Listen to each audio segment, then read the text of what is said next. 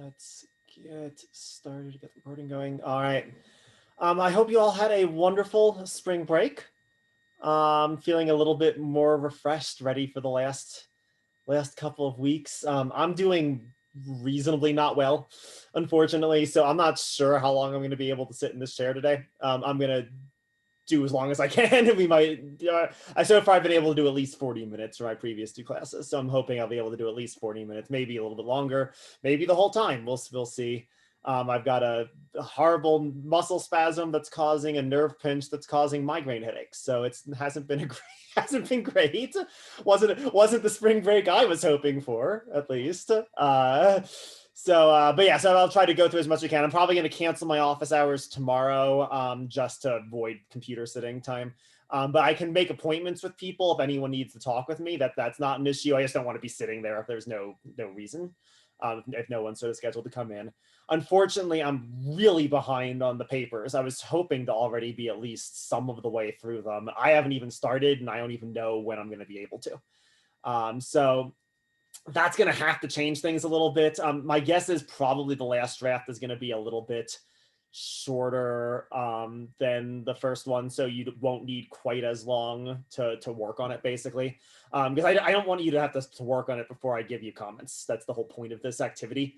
So it might be a little bit shorter. It might originally the plan was more like 10 to 15. It might be more like 7 to 10, 8 to 10. So there's not quite as much that needs to be done if it takes me longer to get back to you with it. But I'll try to start working on that, and I'll try to get you the rubric for it as soon as I can, so you can start working on it if you want. They'll just be due during the final exam week, kind of whenever you want to. Really, I'll give you an extension. There'll be a day it's due, but I'll give you an extension to the end of the week. That's not a problem.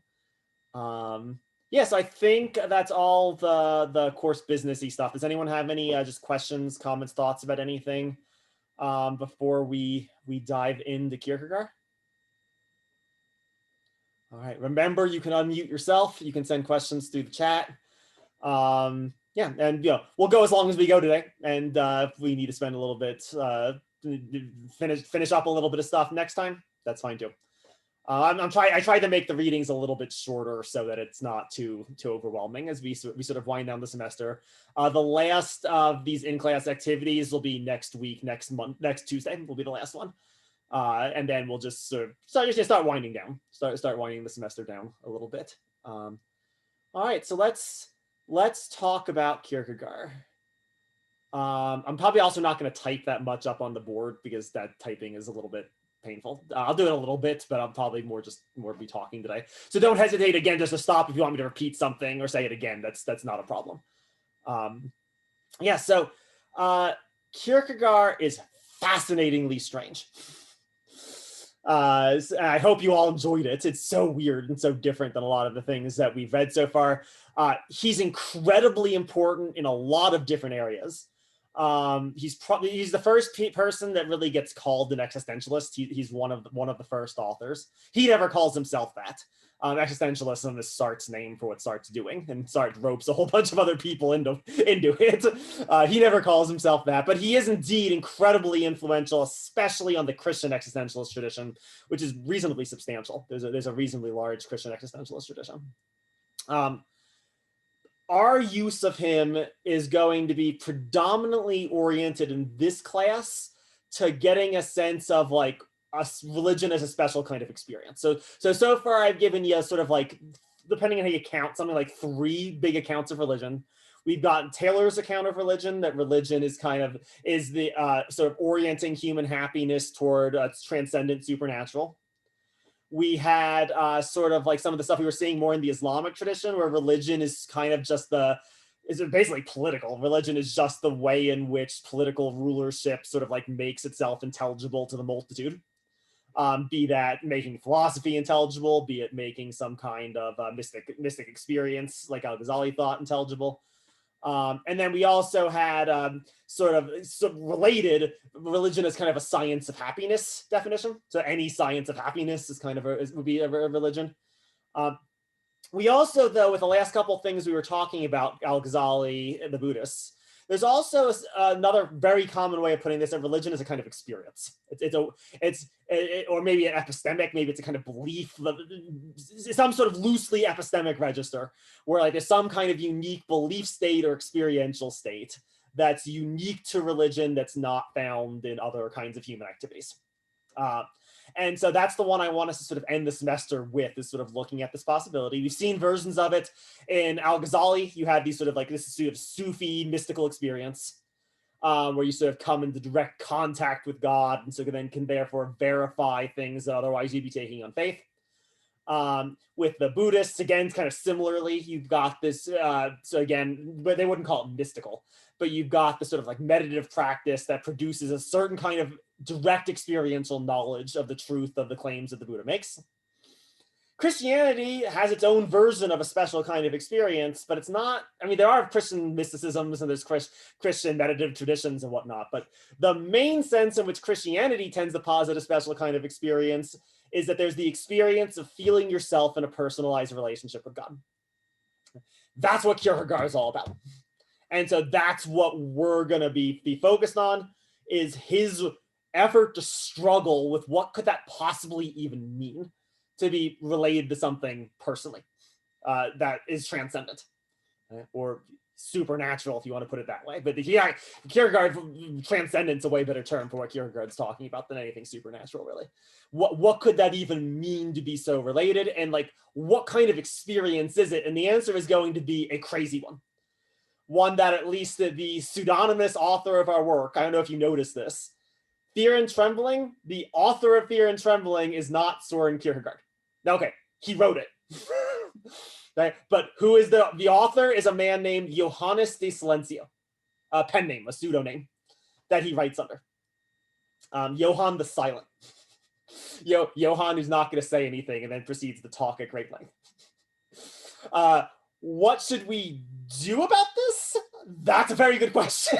This fact that it is a pseudonym. I wanted to bring it up as a Plato guy. It's really important when Plato does stuff like that. Plato's doing stuff with the sort of literary flourishes and whatnot, and I'm sure Kierkegaard is too. I'm not a Kierkegaard expert, so I don't want to say exactly what we should do with Johann the Silent, but we should at the very least note that Kierkegaard himself is not speaking as the author of this book. The author of this, and indeed, he actually has it. He never writes anything that I'm aware of, at least, any philosophical work in his own name. He frequently has his pseudonyms in various books, like Fight Each Other. Johannes de Silencio shows up in Concluding Unscientific Postscript, which was written by Pseudo-Climacus, and Pseudo-Climacus starts attacking starts attacking him. So whatever to do with it. I just want to point this out as a thing to note. What do we do with this? We'll see. All right, so let's say there's something in the chat. Let me check and see what was. Yeah, no, I think this is an interesting question in the chat that Brittany's raising about precisely what we mean by experience here, because it's going to be weird, right? And like, yeah, like it can't be experience of religion, like a religion in the sense of like a codified system, like Brittany's saying. That's right. I mean, Abraham is far before Christianity. Indeed, he's far before Judaism, right? I mean, he's the father of Judaism too, right?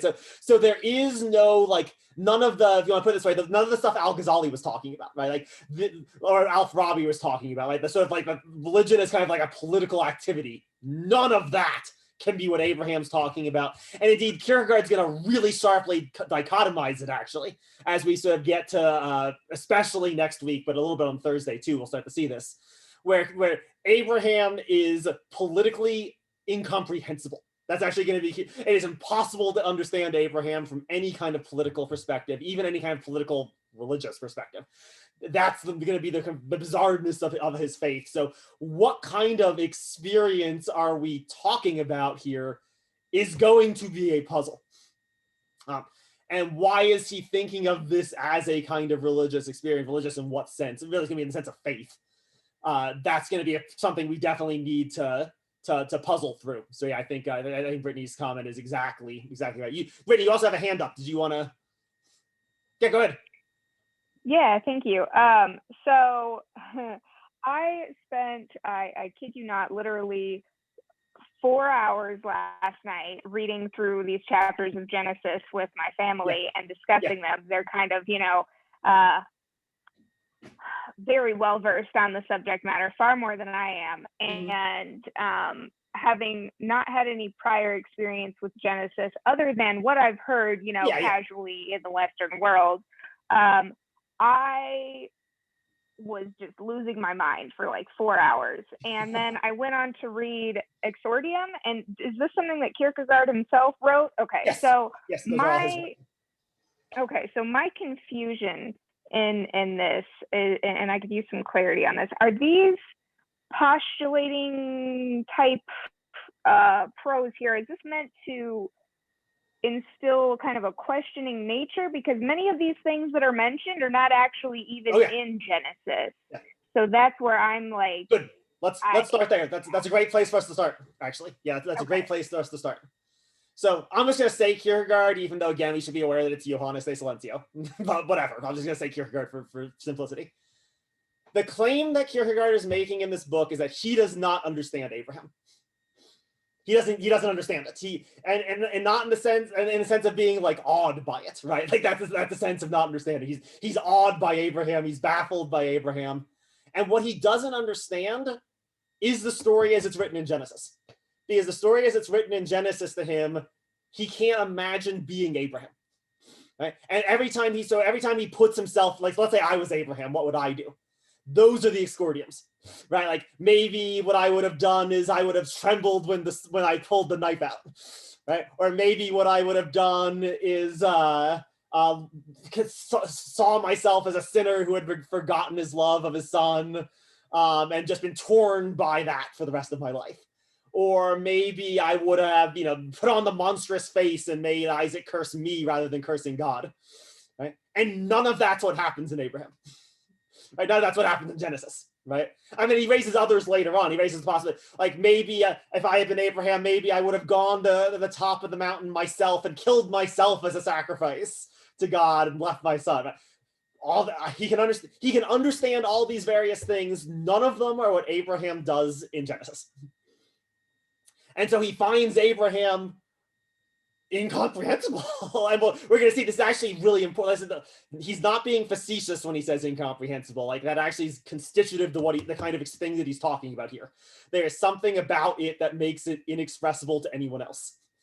If you really are in a personal relationship with God.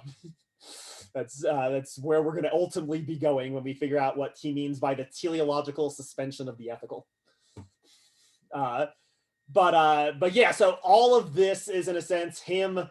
So there's two things going on in this text as a whole. One thing is he does not understand Abraham, and he's running through all of these sort of like psychological versions of it and seeing the gap between the story that we have in Genesis and what he can sort of imagine psychologically doing. So that's the first thing that he's definitely doing. The second thing that he's doing is trying to argue against this thing from the Hegelian tradition that faith is a necessary stage in human development, but then something that you move past. So that's the other thing he's doing with all of his sort of like snide comments about like everyone must be so great at faith. I must be the idiot who doesn't understand how faith works because everyone else has moved beyond it already. Like he's attacking a philosophical tradition that sort of sees faith as a stage in human development, but one that you overcome, one that you move beyond.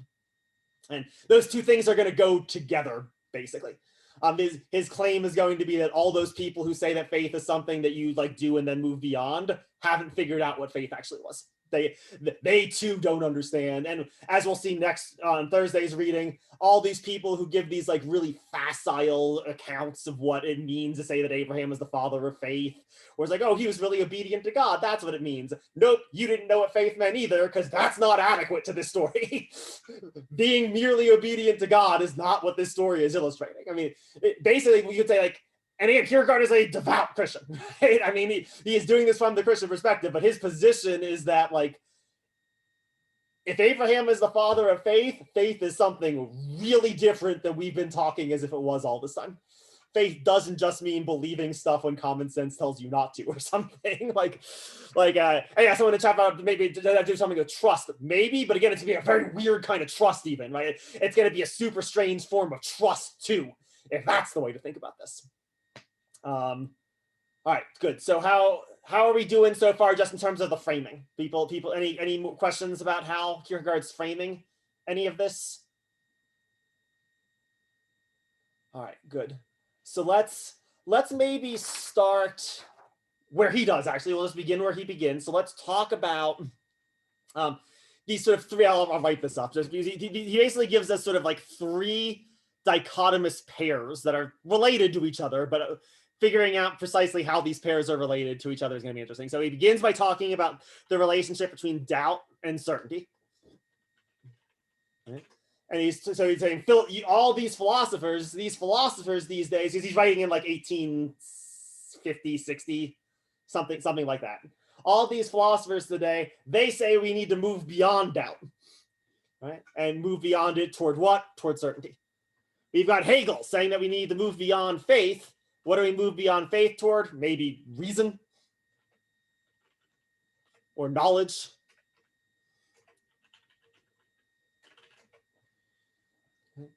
And then lastly, you've got he says in the introduction, you've got all these people who are eager to defend science from passion.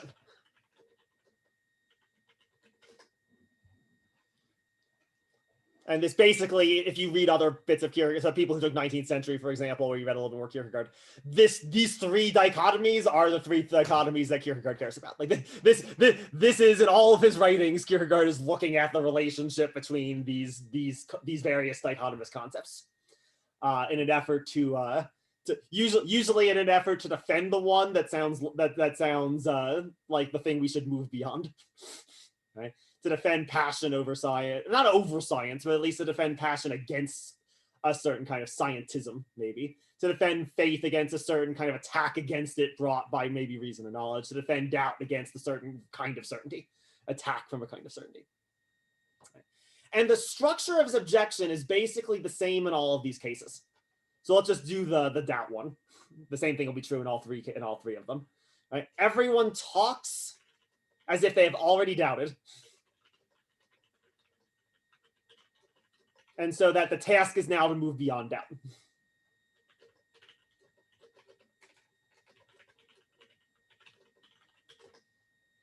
Or everyone talks as if they already have faith, and so the task is to move beyond faith.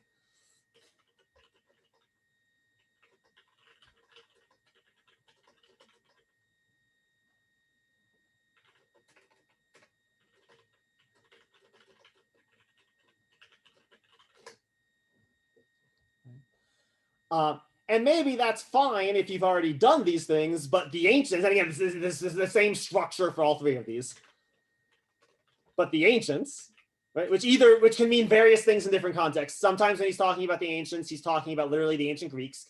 Kierkegaard is actually one of the first figures who brought about a return to caring about ancient philosophy. He actually has an enormous amount to say about Socrates and Plato, for example, and he's really one of the first people to care. It's all happening right around 1850 or so. You suddenly get this revival in people caring about ancient philosophy. Schopenhauer is also doing it. Nietzsche's doing it, who we read earlier this semester. So sometimes when he's talking about ancients, he means pagans, basically. He's going to be, one of the things he's going to be doing throughout this book is contrasting the tragic hero of the pagan Greeks with the knight of faith, who's Abraham within the Christian tradition. Also, he could mean church fathers when he's talking about ancients. Sometimes that's what he means. But the ancients, so in whichever we're talking about, whether or not we're talking about the pagans or the early church fathers, though, the ancients, the people older than us, they all talked as if accomplishing one of these things was the work of an entire lifetime.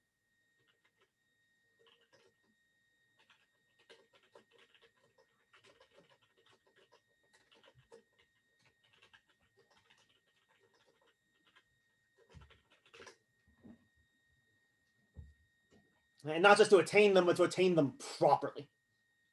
Okay. And this is where the title of the book comes from, actually. I don't know if you noticed, that he used a slightly different word.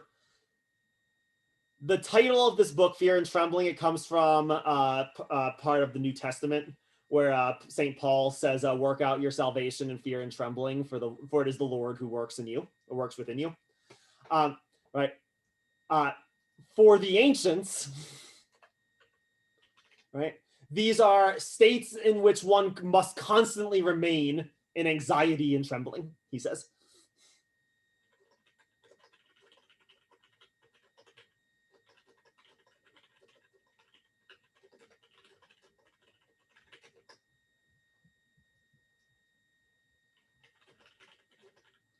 And that somehow is like, that's the right response, right? The right response isn't like, oh, I doubted for a little bit, now I'm going to let go of all that silly doubt stuff. The task of the entire lifetime is to remain in the right way and the right orientation for doubt. Or faith isn't like, oh, I've done the faith thing, now I can move on to other parts of my life. It's that, no, being within the paradox of faith. That's something you're supposed to live within.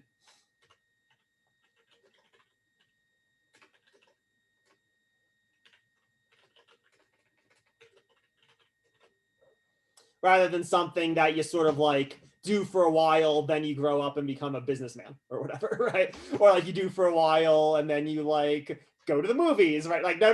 This is like, you're supposed to live within this central paradox that he's going to identify as the paradox of faith. At least in Fear and Trembling. Anyway, he puts it differently in other places, but in Fear and Trembling, at least, he's going to put this as the central paradox that is faith. All right. Let me see, you guys look in the chat for a second. Let me just go check through that.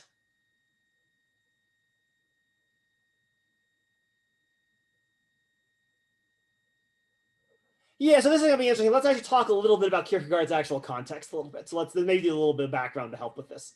So Kierkegaard is writing in a really weird time within European Christendom, let's say.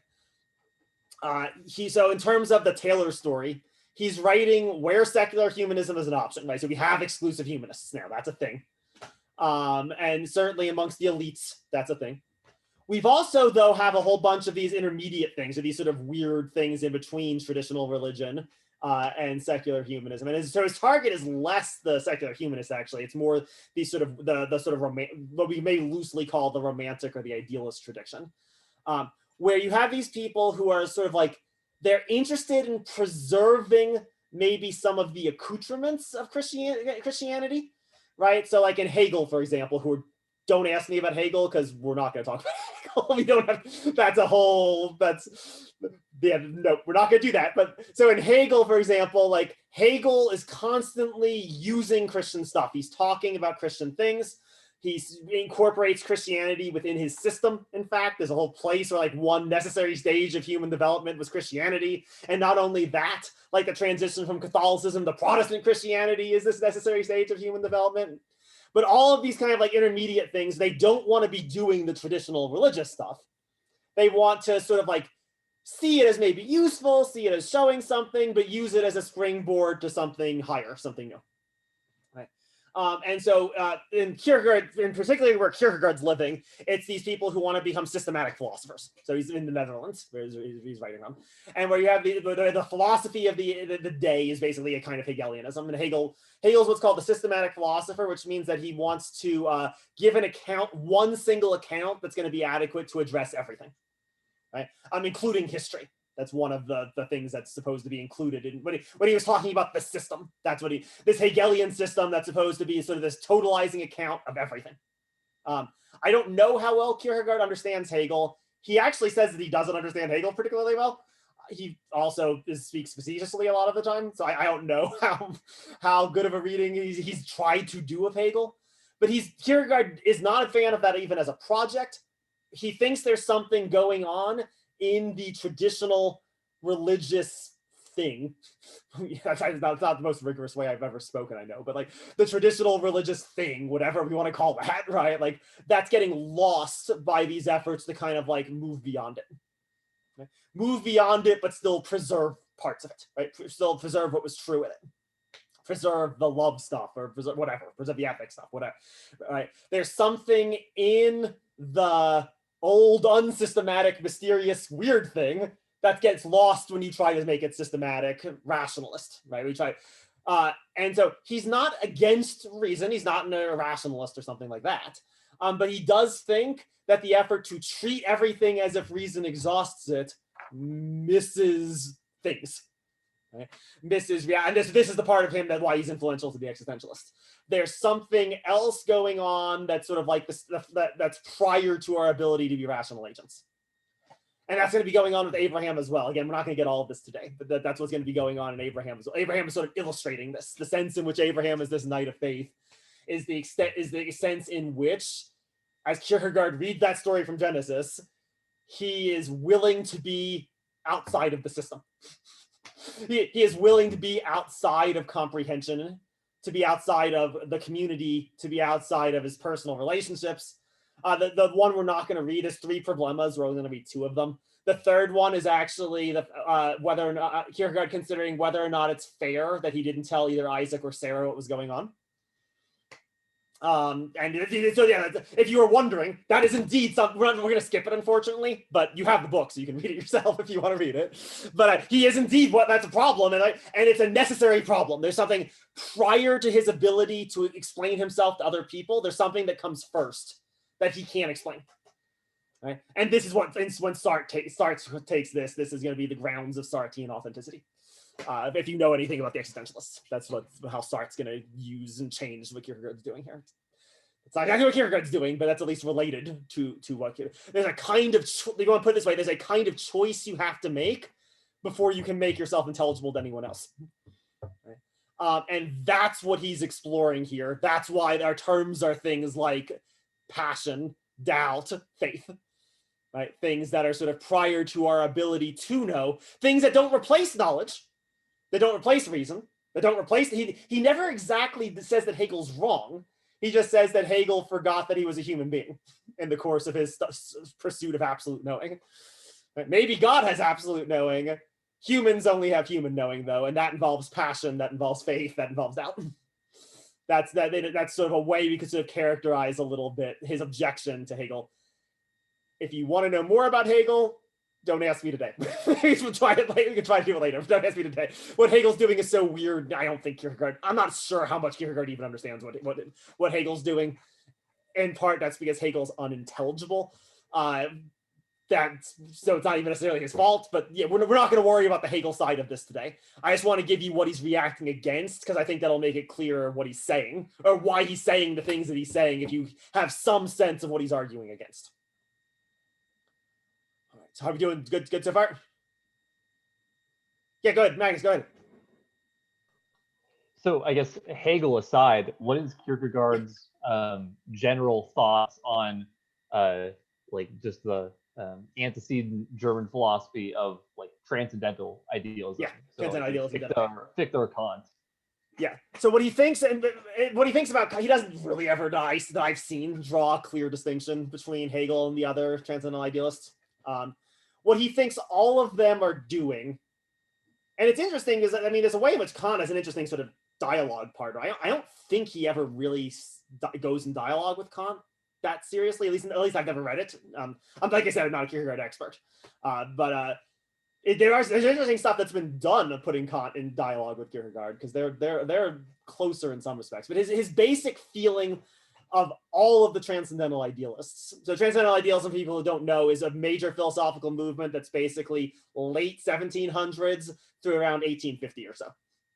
It's one of the things Nietzsche's reacting against too, is this movement of transcendental idealism. Kierkegaard's basic objection to it is that all of them start in exactly the right place. They start from human subjectivity, but then they treat it as if somehow, like, via subjectivity, you can attain some kind of absolute standpoint. So that they sort of like forget that they're actually there. They sort of like, they're philosophers who forgot that they're the ones doing the philosophy, right? And so their systems, their various accounts, like, and this is true enough in Fichte too. Maybe not Kant, but it's true enough in Fichte as well as in Hegel, is that like at some point, like they sort of like talk as if they've proven definitively their system, whereas all they've done is persuaded themselves of their system. He contrasts them with Plato, and with Socrates especially, is the one who he, in concluding on Scientific Postscript, that he contrasts the German idealists with. And the contrast is that so he when Socrates in the Apology, so Socrates in the Apology is basically talking, he's about to die, he's been sentenced to death. And so at the end of it, he's sort of like is imagining what death would be like and whether or not he's okay with it or not. And he ultimately is like, yeah, like if, like maybe we're going to sleep forever and that doesn't sound so terrible. Or maybe like my soul will transition to some other place and that could be interesting. What's important to Kierkegaard, what Kierkegaard cares about in all of that is that Socrates treats all of it as a problem. It's not like I've definitively proven that my soul will go somewhere else, and so therefore I no longer worry about death. It's like the way he always puts it, it's always like in Socrates, it's always like hypothetical or problematic, right? Like if there's an immortality, if there's a soul, if there's Plato's forms. And this is true in Plato's route. Plato never really talks about certainty. He never uses that language. The German idealists treat it as if they can be a kind of certainty that's not possible for a human being. And so again, that's why one of the antonyms, right, one of the pairs is, right, certainty versus doubt. Like there's a kind of doubting that's just like necessary. That's part of the human, not even doubting in necessarily in the Cartesian sense, but a kind of like tentativeness or hesitancy to reality and our experience of it that has to be there. And so that's going to be what's going to be astounding. So let's take it back to Fear and Trembling then. What's going to be astounding about Abraham is how Abraham is able to live there. Abraham lives in that paradox, that uncertainty, in a way without giving up either of what's going to turn out to be the two sides of the paradox, namely Isaac or God. Every story Kierkegaard tells, Abraham has to give up one of them. He has to either give up God or he has to give up Isaac, and he didn't give up either of them. He somehow embraced two sides of a paradox, two contradictory sides, and held both of them at the same time. That can't be proven. There's no, as he says in concluding Unscientific Postscript, Herr Professor with his 3 proofs of the immortality of the soul can't live in the paradox, right? That's like trying to make it certain means you're not actually dwelling in the actual existential paradox that is human life. Is that helpful? That went in a lot of different directions, Magnus. So was that helpful? No, yeah, that clarifies a lot. All right, good. Kevin, go ahead. Yeah, so would it be fair to say that his main objection is that philosophers seem to take their subjective stances and try to address them as if they are objective realities, and they take the subjective and turn it into their view of the objective and then hold that standard as if it is the objective, if you will? Yes, yeah, you're on a really good direction there. I might want to slightly tweak the way you put it a little bit, but that's basically right though. So the slight tweak I'd want to do, Kierkegaard has no beef with the possibility of objective knowledge, with eternity, with atemporality, no beef with any of that. But even if we as human beings could grasp something as objective, it will be us as subjective entities grasping the object. Yeah. Right. And yeah, so everything. Yeah, go ahead. Yeah. I was going to say, so in that case, then objectivity is subjective to the person. Objectivity will always be grasped subjectively. Okay, that makes sense. The way you were putting it always made it seem like there was no objectivity, and he's not saying that. It's just that it will always be your subjective grasp of that objectivity, unavoidably. And as we're going to see, be that in Fear and Trembling in something like an ethical register or ethical political register. That if it's concluding Unscientific Postscript, it's in a metaphysical register or an epistemological one. But in all of these different arenas, like it's not that there is no objectivity. It's that our grasp of that will always be a kind of subjectivity too. So objectivity becomes a mode of subjectivity, weirdly, rather than something outside of the subjective. Okay, that makes perfect sense. Thank you. Awesome. Perfect. Good. And again, that's why Sartre thinks he's doing something similar to Nietzsche, because Nietzsche's also moving in similar waters or churning similar waters. Good. Any others for now? All right.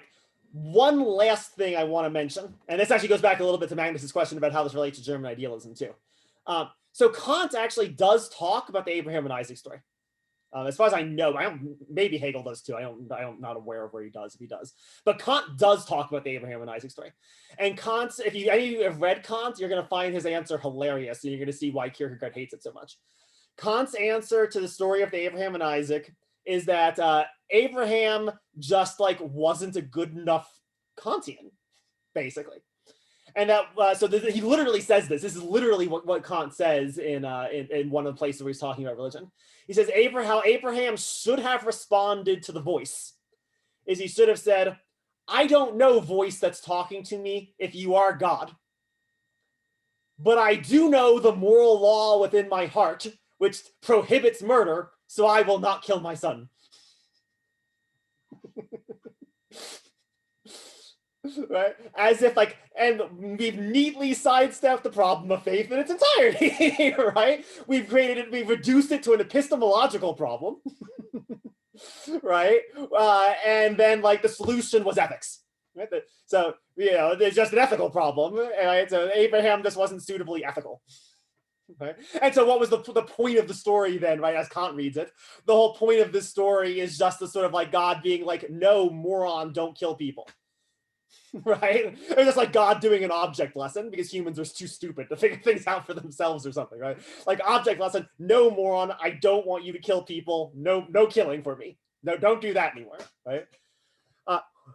From Kierkegaard's perspective, that completely misses what makes this story interesting. This is the last little bit of introduction. Today's really just an introductory day. He doesn't really get to the heart of it until next class period's reading. You all might be thinking when you think of the story of Abraham and Isaac, right? How does Abraham know the voice talking to him is actually God? Kierkegaard does not care. That question is actually completely irrelevant to Kierkegaard. And indeed, if you read Genesis, it's also completely irrelevant to Genesis. It never comes up. No one in Genesis is ever like, "Well, how do I know, burning bush, that you're God talking?" Like, no one does that, right? Like, and I think meaningfully so. This isn't faith. The problem of faith, as Kierkegaard's going to present it, is not an epistemological problem. It's not. There's a line. I don't know if any of you have ever seen. There's a movie called Miracle on 34th Street. It's this Christmas movie that my family would always watch every year when I was growing up.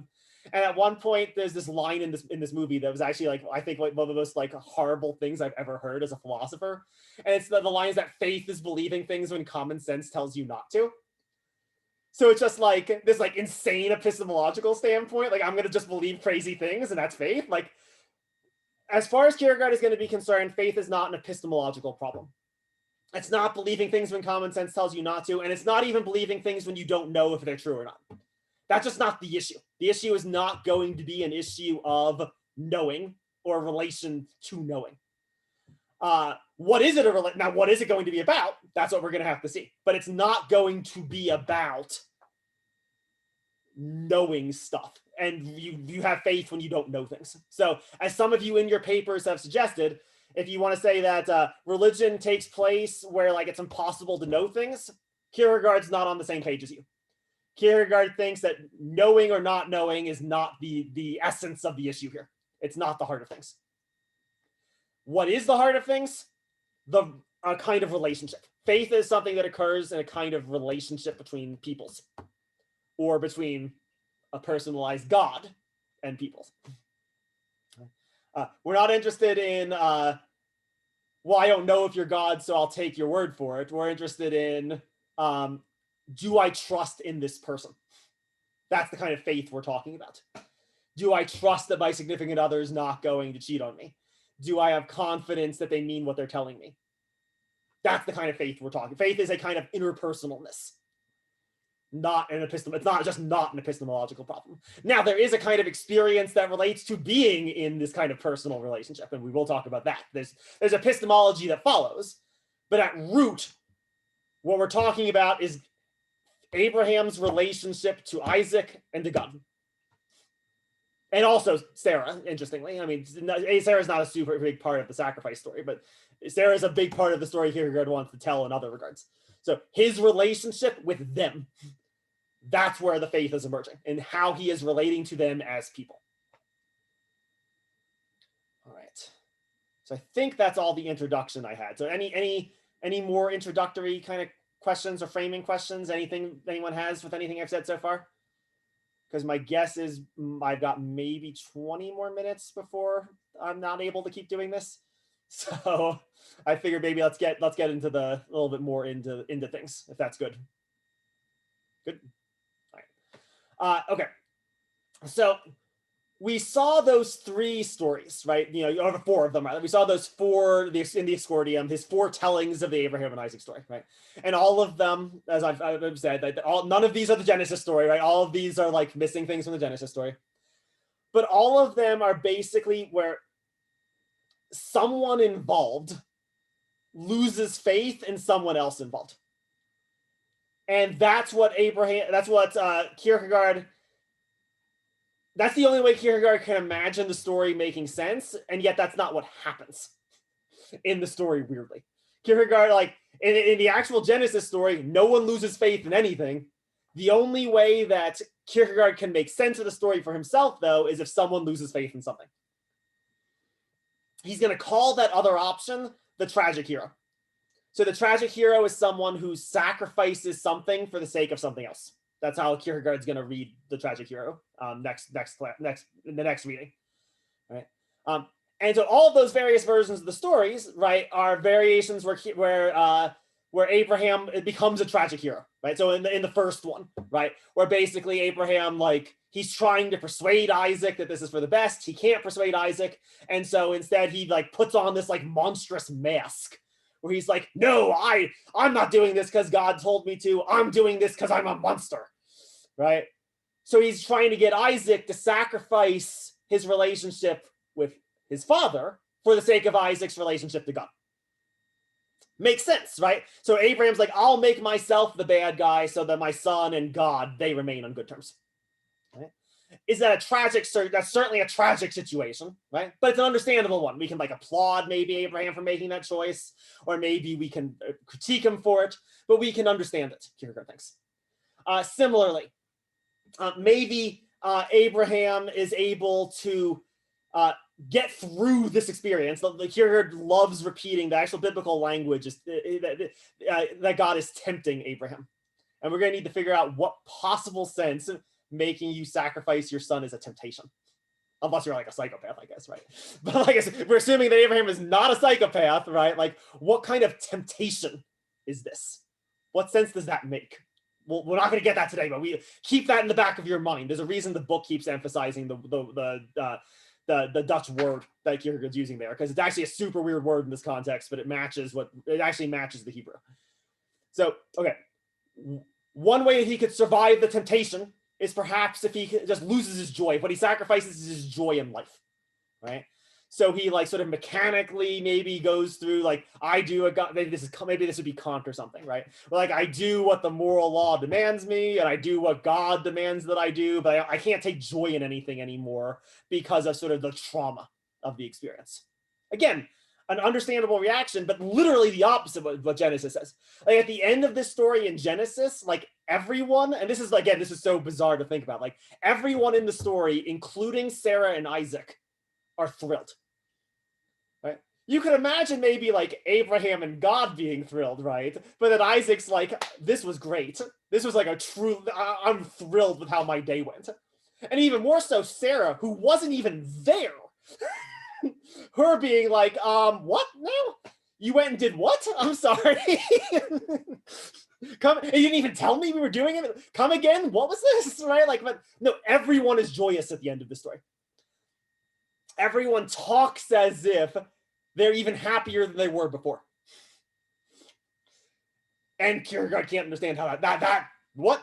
Whoop, nope, I don't get that one. Or the third version of the story, where Abraham is just racked by sin. So maybe a variation of he is racked by this idea that he's a sinner, right? That either he made one of two mistakes, either he forgot his duty as a father to take care of his son. And so he failed as a father. Or maybe he didn't love Isaac enough in the first place. Maybe he just never loved Isaac enough in the first place.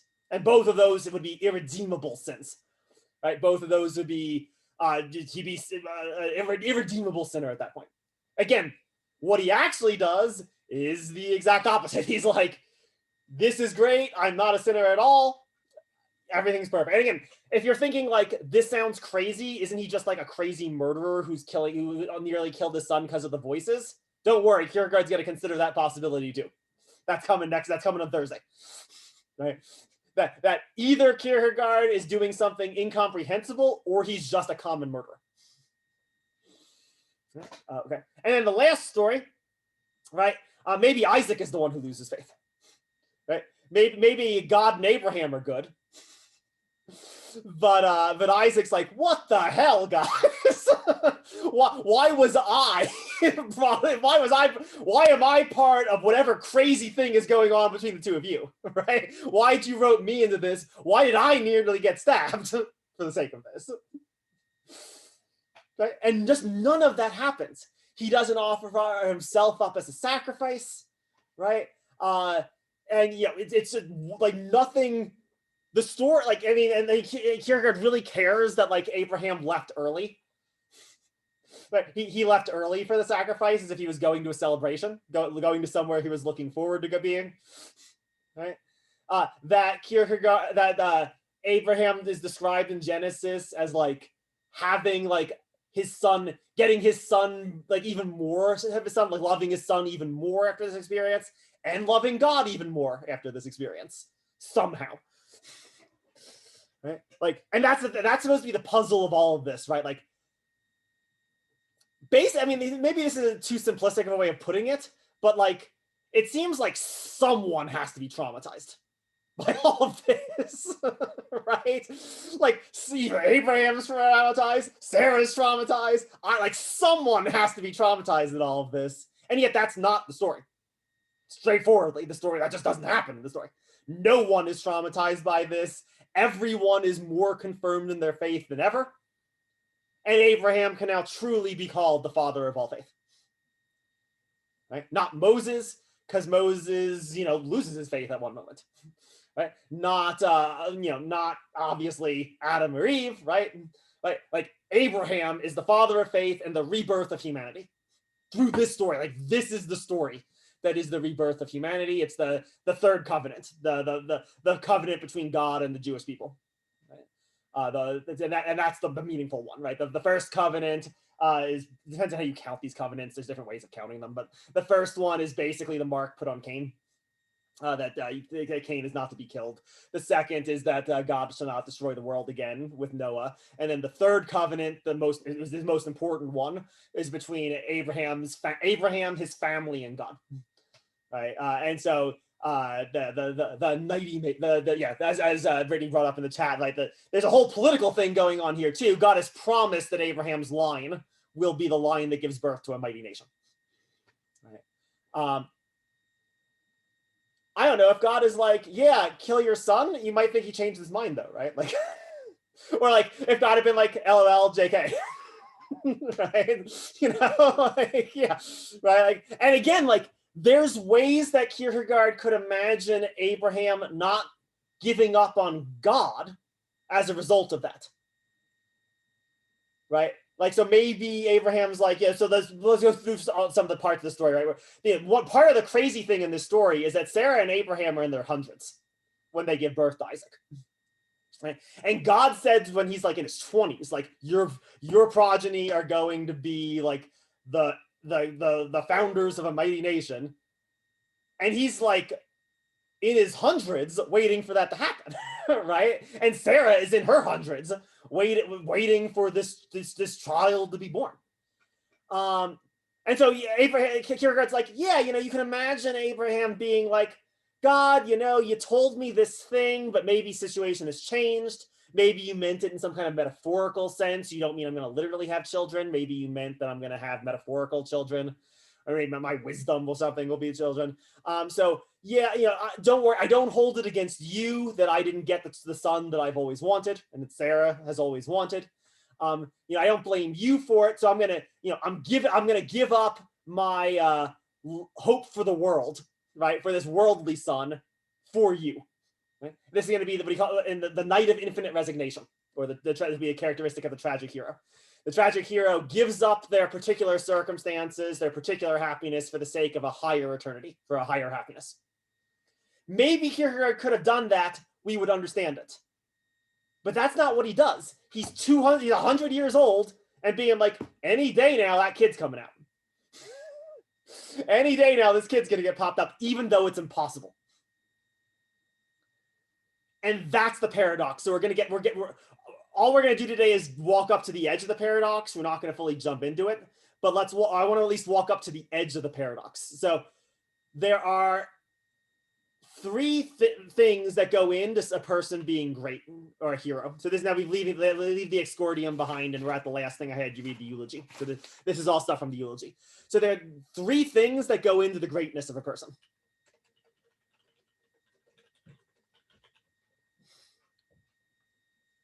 And how great you are is determined by these things. So the first feature, what they love. Second feature, what they expect. Third feature, what they struggle against. Or struggle with, maybe. With is actually a better word than against, because it doesn't have to be against. Doesn't have to be an antagonistic struggle necessarily, as we're going to say. All right? And there's various kinds of options, right? What could you love? You could love yourself.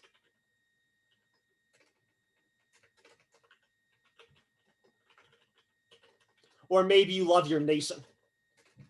Right? Or maybe you love God. Right? These are just examples of things that you can love. And so the greater your love is, the greater you are, he says. Right? What we expect. Maybe what you expect are things that are possible. Right? Maybe you expect to lead a good long life. Right? So when you hear possible, think mundane happiness. That's sort of the implication of the possible, right? You want things to go well in the course of your life in accordance with how lives normally go. Maybe what you expect is the eternal, he says. This would be sort of like a higher kind of happiness, maybe the Neoplatonic higher kind of happiness.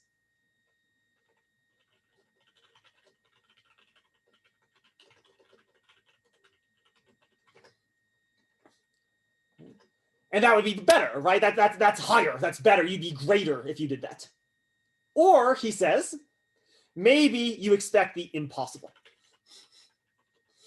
And that's Abraham. And then that would be the greatest of all. What do you struggle with? Maybe you struggle with the world. Maybe you struggle with yourself. Or maybe you struggle with God. And that's Abraham again. If Abraham's life is a story, the antagonist is God? Question mark? Is that how we should read this? Is that what Kierkegaard is saying? All right. Well, why think that? That's why I want to say struggle with rather than struggle against. Right? What is Abraham struggling with?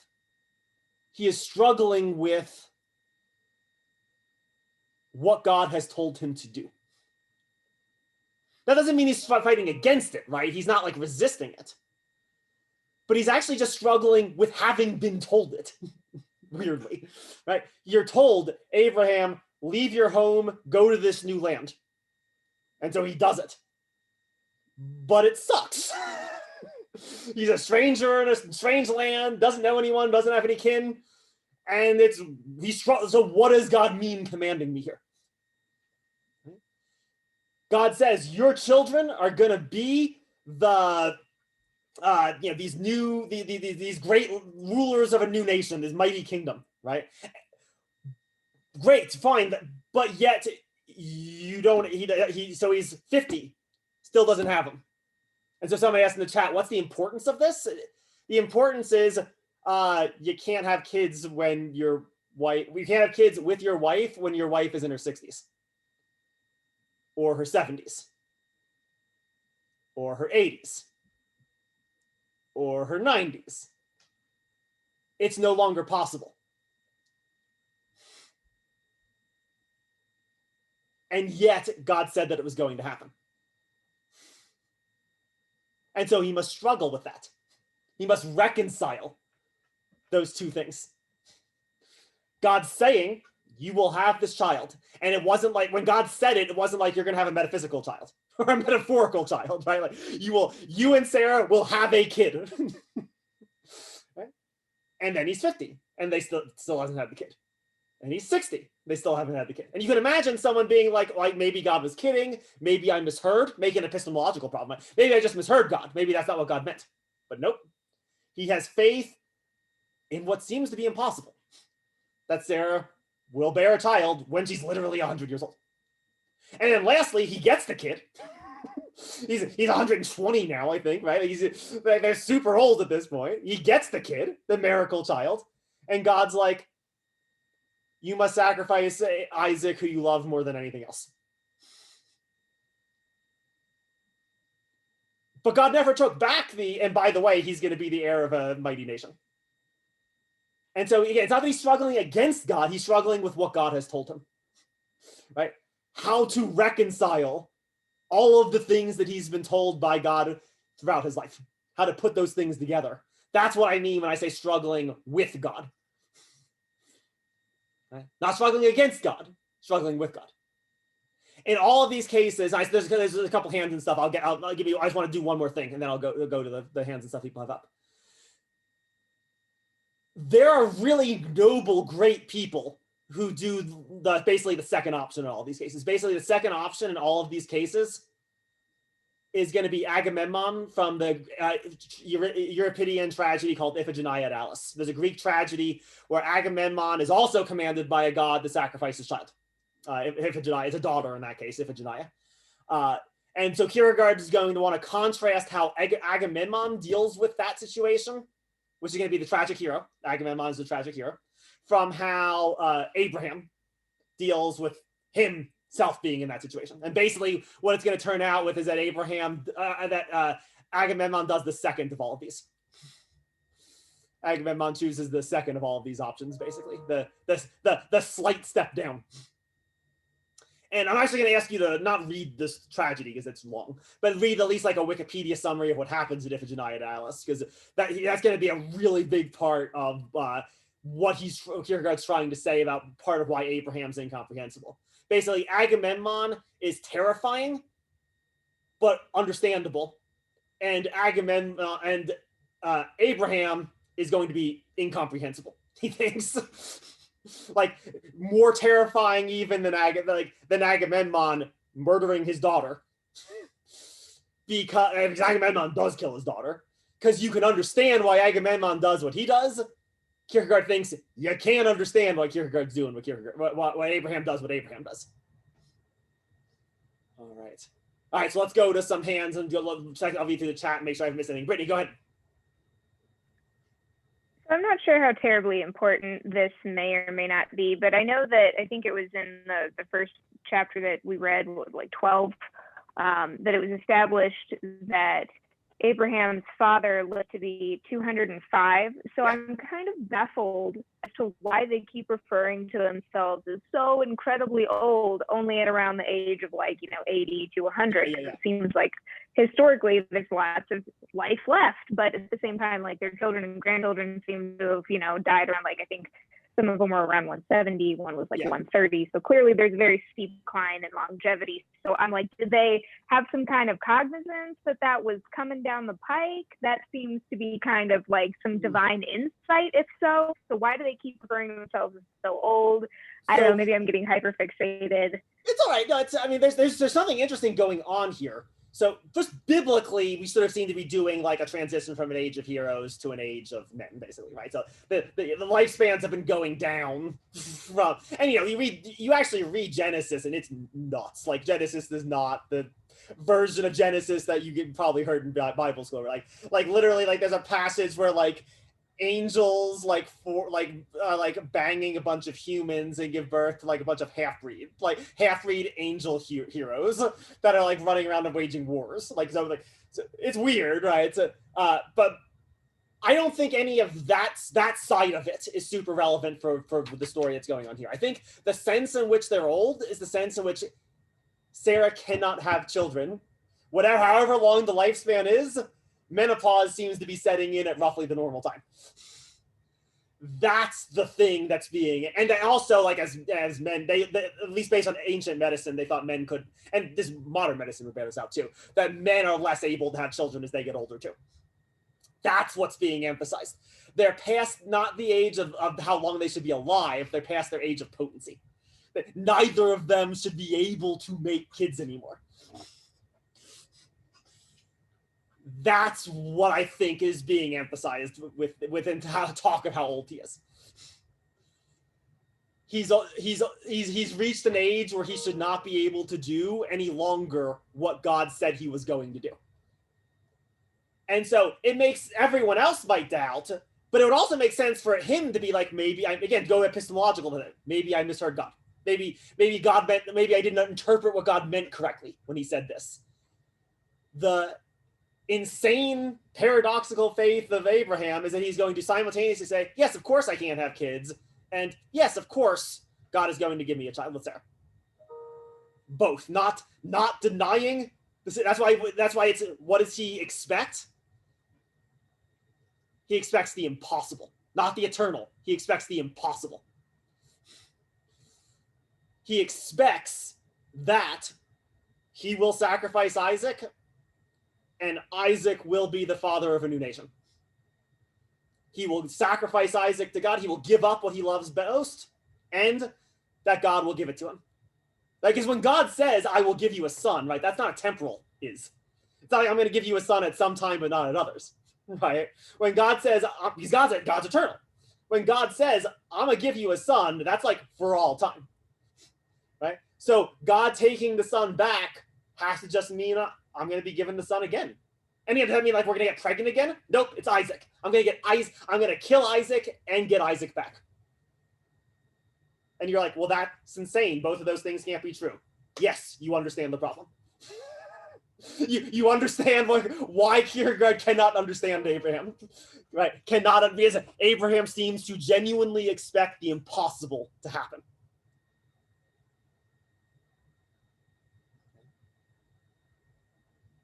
And he has faith in God to make the impossible happen. This is about his relationship with God is such that he believes God can make the impossible possible. The basic tension, we're getting near the end also of my neck in terms of time. We're getting near time and we're getting near my neck too. So let me give you some sort of foreshadowing. The basic paradox is going to be that Abraham expects to be happy both in this world and in that Neoplatonic kind of eternity.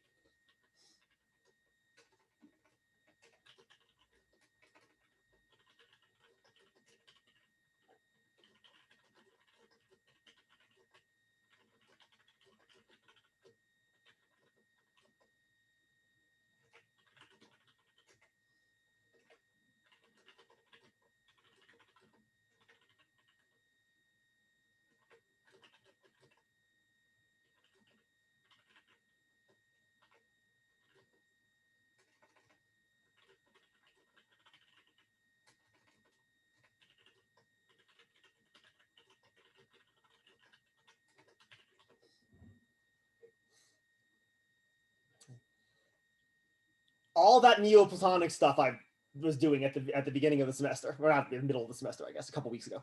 All that Neoplatonic stuff, right? All that Neoplatonic stuff at root, what was it about? It was about real happiness isn't like this like random arbitrary world that we find ourselves living in, right? Where like, I have a kid and that's great and I feel really happy, and then the kid gets hit by a combine thresher for basically what seemed to be random arbitrary reasons, and now life sucks. The Neoplatonic stuff is like, sure, all that's happening, but like this stuff isn't the real thing. This stuff like isn't where you're. So yeah, like of course bad stuff's gonna happen to you here. It's okay because your real happiness isn't here. Certainly that's how Nietzsche reads it, at least, right? Saying that like if your happiness isn't here, your happiness is up there, right? So you sort of like resign yourself. The language he's going to use is the night of infinite resignation. You sort of resign yourself to like the down here, kind of like maybe being okay sometimes, maybe being bad sometimes, but that the real happiness isn't any of this stuff down here. The real happiness is what's up there. That's the tragic hero. That's what basically how he's going to read what Agamemnon does. It's in a very weird way, but that's how he reads what Agamemnon does, is that he's sort of like sacrificing his like happiness for the sake of something higher than himself. you can read, you could read, if God says, hey, Abraham, give me what you love best, you could read that. What is that illustrating? That Abraham should therefore give up his earthly ambitions of happiness with his son for God, right? For this eternal thing. The paradox is that he gets both.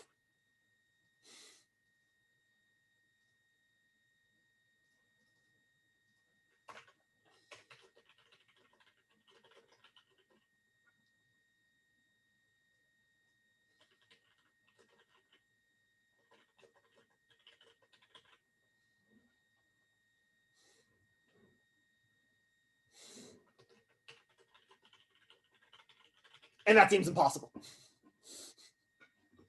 As if you want to put it, as we'll talk a little bit about this a little bit next time, as Hegel purportedly demonstrated when he was in his system, you can't have both.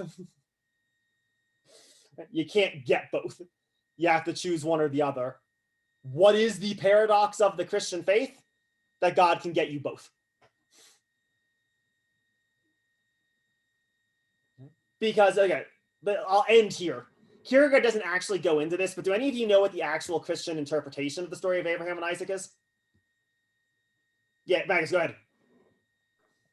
Well, so I mean, I think at least part of it is that it's a prefigurement of Christ, Yeah. and so the idea is that there's going to be I think Abraham asks God, or the angel of God or whatever, where the ram is for slaughter, and then he says that it's Isaac, and then the twist is that actually Christ is, like the lamb or something, and so that was the actual sacrifice that was intended to be made. Yeah, exactly. Abraham says to when Isaac asks Abraham, "Where's the sacrifice?" Because Abraham tells Isaac, "Yeah, we're gonna go make a sacrifice to God," and Isaac's like, "Oh, where's the sacrifice?" You know, like oblivious, like, "Oh, where are we gonna find the sacrifice, Dad?" Right? And Kierkegaard's this would be very important to Kierkegaard. Kierkegaard's response is, "God will provide the lamb." And so that's right. The Orthodox Christian interpretation of the story, exactly like you were saying, Agnes, is that that is in this like higher eternity, weird time stuff that we were talking about earlier in the semester, right? Like the sacrifice of Christ upon the cross is God taking the place of Isaac's sacrifice. And so like curing the sins of the world, right? And so fulfilling the promise that Abraham made, that God will provide the sacrifice so that we ourselves are freed from death. That's the traditional interpretation. Kierkegaard literally is not going to talk about that, interestingly, at all. Although it's in the background. It's in the background. I don't believe Christ ever comes up in the story at all. As Kierkegaard tells it. It's in the background, though. He knows it, obviously. But, okay. Here's the paradox. The paradox is that God can be both God and man. That God can care about us both in that Plato atemporal way and can care about us as a father loving his son. And that is what Christ is.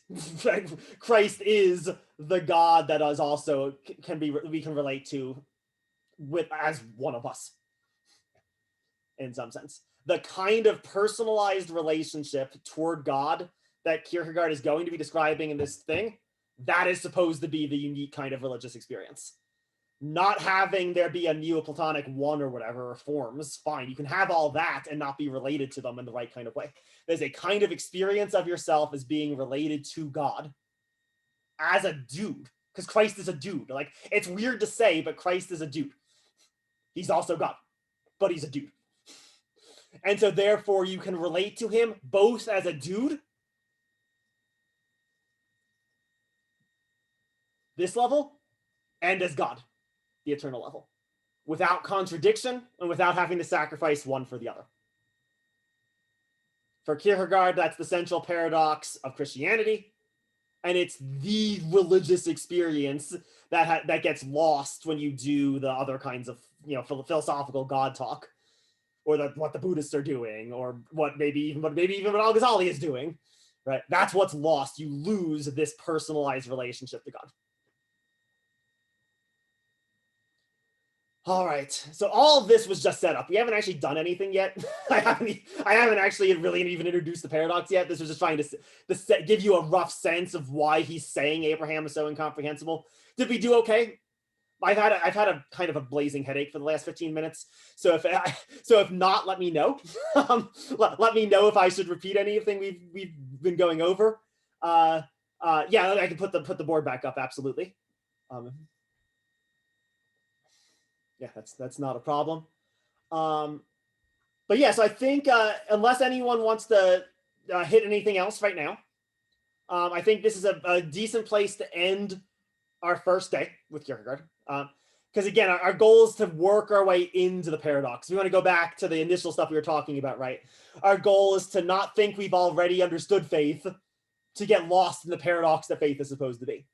So I'm hoping I at least did an okay job of setting up the paradox as a problem. And then we'll actually, next reading, we're going to start working on the problema. The problems, actually, that emerge from trying to take Abraham seriously. And they're all going to have something like the form of either Abraham is just a murderer or this insane thing is true. Right? Or either Abraham is just a crazy person or this insane thing has to somehow be true that we can't understand how both of them could be true at the same time.